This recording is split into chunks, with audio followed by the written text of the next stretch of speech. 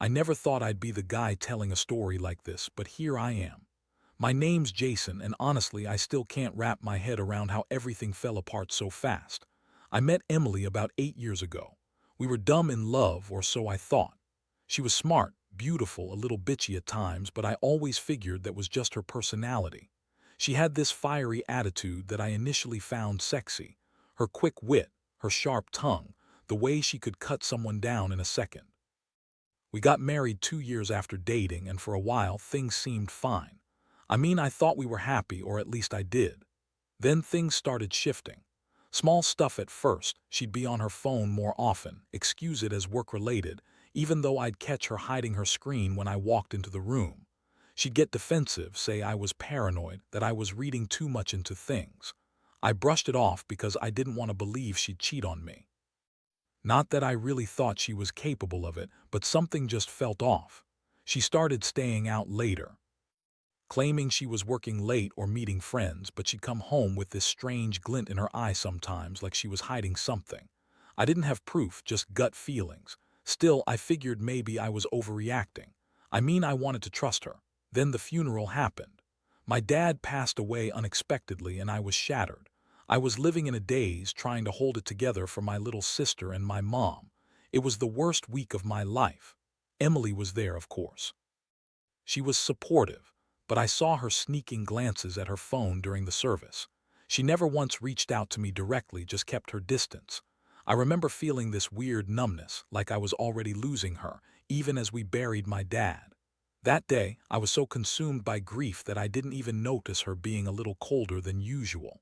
I thought she was just overwhelmed, but I was wrong. I had no idea that while I was mourning, she was out there betraying me. It started a couple of days after the funeral, when I noticed she was being strangely distant. She'd brush off my questions, say she was tired or stressed. I found her phone lying face down on the nightstand one night, and I couldn't help but glance at it. There were a bunch of texts from someone named Jake. I didn't recognize the number at first, but the messages weren't innocent. They were flirty, suggestive even. She'd say things like, "Can't wait to see you tonight," or "Thinking about last weekend," and Jake would reply with emojis and half-flirtatious comments. When I saw that, my stomach sank. My mind was racing. Who was Jake? Was she cheating on me already? I felt frozen, angry, betrayed, and honestly devastated. I kept quiet at first, thinking maybe it was a joke or a mistake. But then I saw her out on a date with him. It was a Saturday, and I was out running errands. I saw her at that little coffee shop downtown, sitting with Jake. They looked cozy, comfortable. They were laughing too easily, touching each other's arms. I was stunned. My heart was pounding so hard I thought I'd pass out. I stood there, frozen, watching her laugh and flirt with him like she wasn't married. Like I didn't exist. That moment, I swear, I felt my entire world shattering. I wanted to scream, yell, do something, but I just stood there watching them, realizing I'd been a fool. That's when I knew I had to confront her, but I didn't even know how to start. How do you confront someone who's been secretly betraying you, especially after losing your dad and feeling so vulnerable? Still, I couldn't stay silent. I had to know what the hell was going on. I followed her that night just to see where she went after that coffee shop. She went to that little apartment on Fifth Avenue, the one she'd never mentioned before. I parked a few blocks away, trying to gather my thoughts, but my hands were shaking. I watched her go inside with Jake. That moment, seeing her in the act, was like being punched in the stomach. The betrayal hit me hard, but I knew this wasn't just about a fling. It was about trust, respect, everything I thought we had. And I knew I couldn't just let it go. I had to do something. That night I stayed in my car, locked in a mixture of rage and heartbreak. I couldn't believe she'd do this to me right after everything we'd been through. The funeral, the grief, the fragile sense of stability I thought we still had. I kept replaying that scene in my head, her laughing with Jake like they were the only two people in the world. I felt a cold, bitter fury rising inside me. How could she be so callous? How could she betray me at my lowest? The next morning, I woke up early, still shaken, but knowing I'd have to face her eventually. I didn't want to jump to conclusions, but the proof was staring me in the face. I decided I would confront her, but I needed a plan. I knew Emily, she was manipulative, a real bitch when it came to her lies. She'd spin the story, deny everything, and probably even turn it around on me. I needed to be smart. I started digging, going through her phone when she wasn't around, looking for more evidence. And sure enough, I found more texts, more photos, some of her and Jake in compromising positions, lying in bed together, smiling like they owned the world. I felt like I was suffocating. The pain was overwhelming. I'd trusted her with everything, and she'd been secretly screwing around with my best friend. Yeah, I said it, my best friend Mark, who I'd known since high school.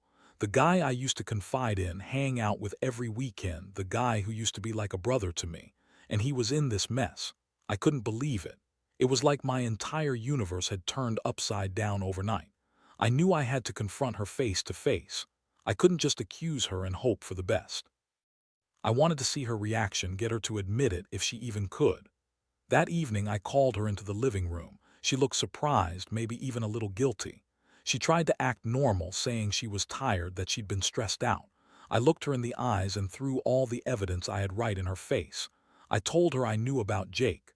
Her face instantly turned defensive, her eyes narrowing. "Jason, you're crazy. You're just jealous. You don't understand my needs. You're so insecure," I cut her off. "No, Emily, I saw you with him. I saw you laughing, touching, kissing him. How can you lie your way out of this?" Her reaction was a mixture of anger and cold indifference. She spat back, "Oh, please, you're overreacting. It's nothing. We were just talking. You're always so paranoid. You don't trust me, do you?" I was furious. How could she lie like that? How could she expect me to believe her after everything? She kept denying it, even as I threw more proof on the table. But her lies, her stubborn refusal to admit the truth, only made me angrier. I felt like I was losing my mind. Was I crazy for trusting her? Or was she just a manipulative bitch who was good at hiding her dirt? I couldn't handle it. I felt a surge of raw, uncontrollable anger. The kind that makes you want to shake someone until they break. I left the room that night feeling hollow. I didn't sleep.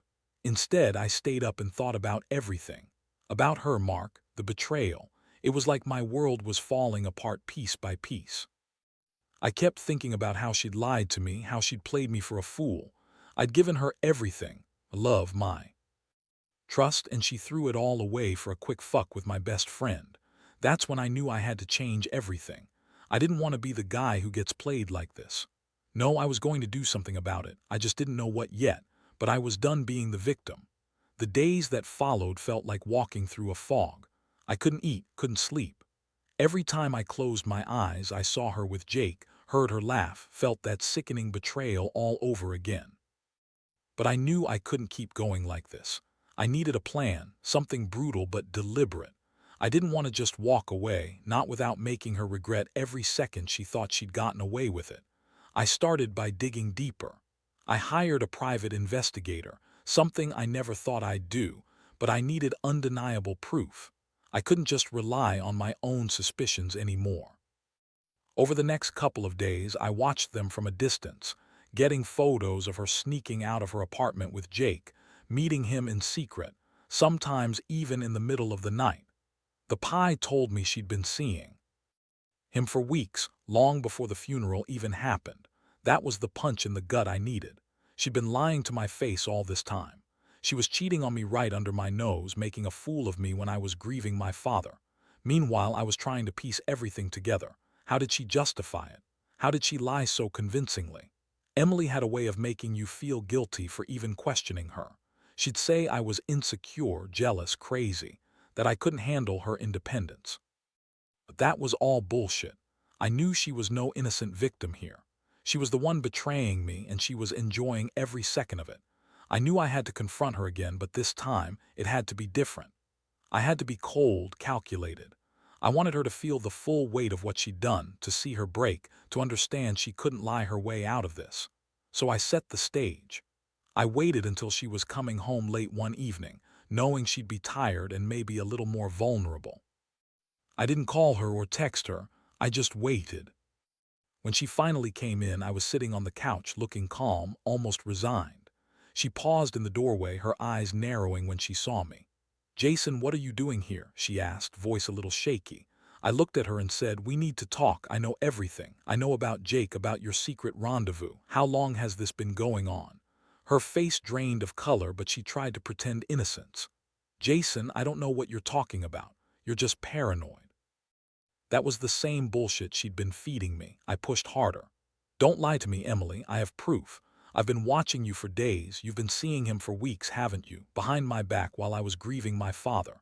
Her reaction was a mixture of disbelief and fury. She snapped back, "You're crazy. You're overreacting again. This isn't fair. Why are you doing this?" I won't lie, hearing her deny it was like a punch to the stomach, but I didn't want to lose my composure. Instead, I looked her straight in the eyes and said, "You've been lying.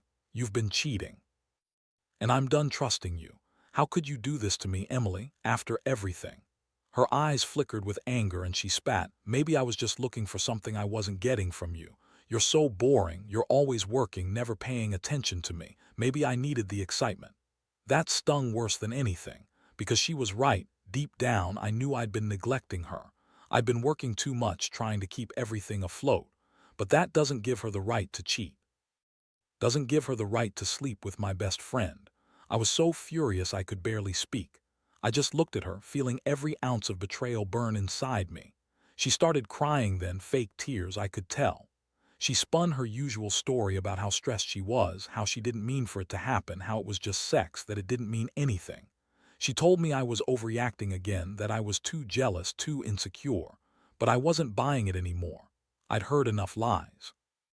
I knew she was a liar, a manipulator, someone who'd hurt me without a second thought. My mind was racing, trying to process everything.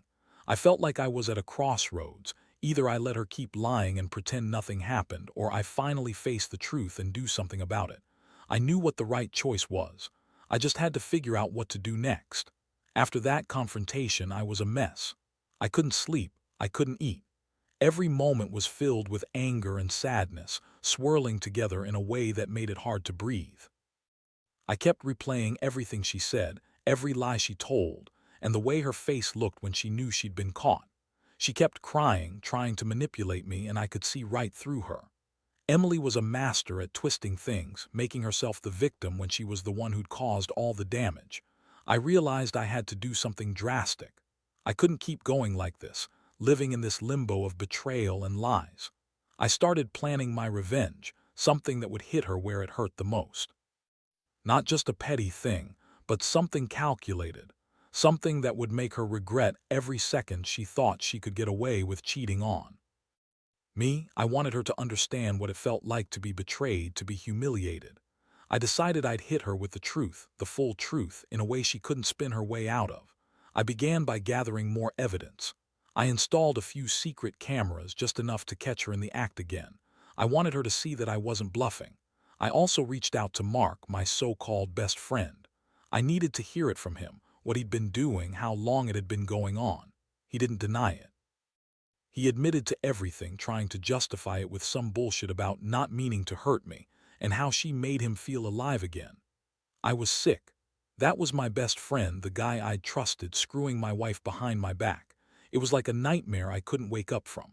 Once I had enough evidence, I decided to confront both of them together. I set up a meeting at a neutral place, this little bar downtown, a quiet spot where I could get my words out without any distractions.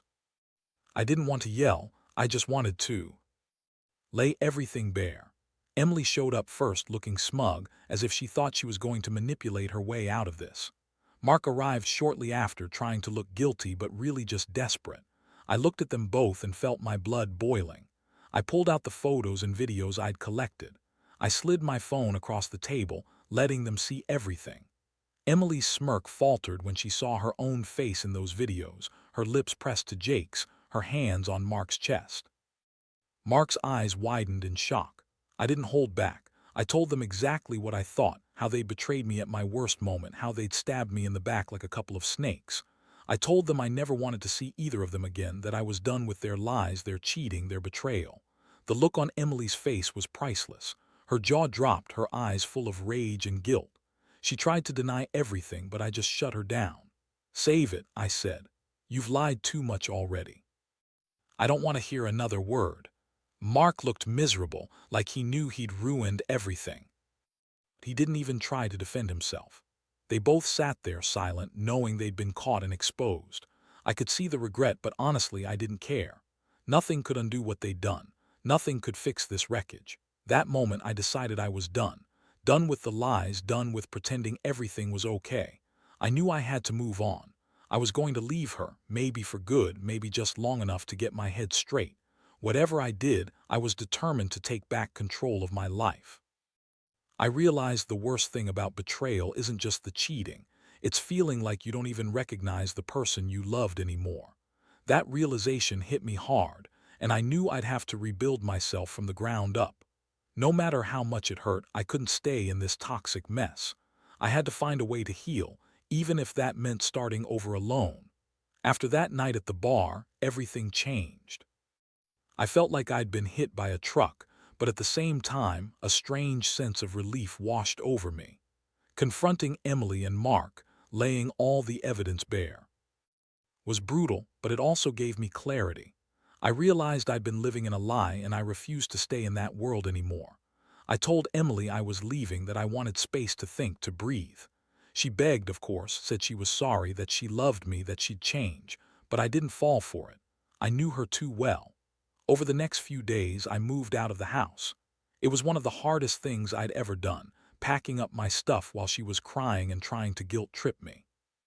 I felt nothing but emptiness. Every room echoed with memories I'd thought were sacred, our wedding photos, her clothes, little things we'd bought together. It all felt like a betrayal, a reminder of what I'd lost. I knew I couldn't stay there. I needed distance from her, from Mark, from everything that reminded me of how badly I'd been played. During that time, I started focusing on myself. I went to therapy, wanting to understand how I'd let myself get so blindsided. I realized I'd been giving so much of myself, time, trust, love, to someone who was secretly tearing me apart. It hurt to admit I'd been naive, but I had to face it. I'd always been the guy who wore his heart on his sleeve, the guy who believed in honesty and loyalty. Turns out not everyone was wired that way. Emily proved that to me in the worst way possible. Some friends tried to comfort me, but most kept their distance. They didn't understand how someone you'd trusted for so long could do this. I get it. They thought I should just forgive and forget, move on. But I couldn't. Not yet. I needed time to heal, to process what had happened. And honestly, I was angry, angrier than I'd ever been. Not just at Emily, but at myself for not seeing the signs sooner, for trusting her so blindly. I kept asking myself, how did I miss all of this? How did I become that guy who got betrayed so badly? Eventually, I started to see a way forward. I knew I couldn't stay stuck in the past, replaying everything over and over. I started focusing on my career, on my family, on rebuilding my confidence. I also cut out all contact with Emily. No calls, no texts. I blocked her number, her social media. She tried to reach out, of course, but I wasn't having it. I told her I needed space to get over her, that I deserved better than someone who'd lie and cheat. I wanted to move on, even if it hurt like hell. Now, looking back, I realize I've grown a lot from this. It's been a painful lesson, but one I needed to learn. Trust is fragile and betrayal cuts deep. But I also learned that I'm stronger than I thought. I don't need someone who lies to me, who betrays me in my darkest moments. I've started dating again, cautiously, and I'm trying to rebuild my life with better boundaries and more awareness. The pain doesn't go away overnight, but it gets easier every day. If there's one thing I want anyone reading this to take away, especially if you're dealing with betrayal, you've got to put yourself first. Don't stay in a toxic situation just because you're scared of being alone. Sometimes the best thing you can do is walk away and rebuild. It hurts, yeah, it hurts a lot. But in the end, it's better to be alone than stuck in a lie with someone who doesn't deserve you. Trust is earned, not given, and if someone betrays you once, it's your right to walk away and find someone who truly values you. Now, I won't pretend I'm completely over it. The scars are still there, buried deep. Sometimes I catch myself wondering how I let it happen, how I was so blind, so naive. But honestly, I've come to accept that some things are just part of life, part of growing up. The biggest lesson I've learned is that no matter how much you love someone, no matter how much you trust, people can betray you in ways you never expected. And that's okay. It's part of life. The real challenge is what you do afterward. I've come to realize that I am enough. I don't need someone who lies, who cheats, who manipulates. I deserve honesty, loyalty, respect, and I refuse to settle for anything less. It's taken me a long time to get here, but I finally feel like I'm reclaiming my life, my dignity, my self-worth. I've started focusing on me, my goals, my happiness. I've learned to set boundaries, to be more cautious, to listen to my gut. And honestly, I've become a lot more cautious about who I trust, which I think is a good thing. Looking back, I wish I had seen the signs sooner, but I also know that I can't change the past. All I can do is move forward. I tell myself every day that I'm better off without her, without Mark, without the chaos, the lies, the betrayal. I found peace in my own company, and I've started reconnecting with friends and family I'd neglected.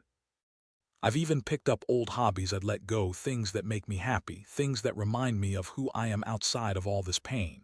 To anyone going through something similar, trust me, I get it. The heartbreak, the anger, the confusion, it's the worst feeling in the world, but you've got to remember your worth. You're not alone, and eventually the pain will fade. It won't be easy and it won't happen overnight, but I promise there's life after betrayal. Better life. One where you value yourself more, where you don't settle for less, where you take control again. I've learned that betrayal is the end of the story. It's a painful chapter, yes, but not the last chapter. I'm writing my own now. Stronger, wiser, more cautious. I've learned to trust again, but in a smarter way. And even though I still feel the sting of what happened, I know I'll be okay. Because at the end of the day, I'm the one who's still standing. And I'm finally ready to move forward, not just surviving, but living, truly living.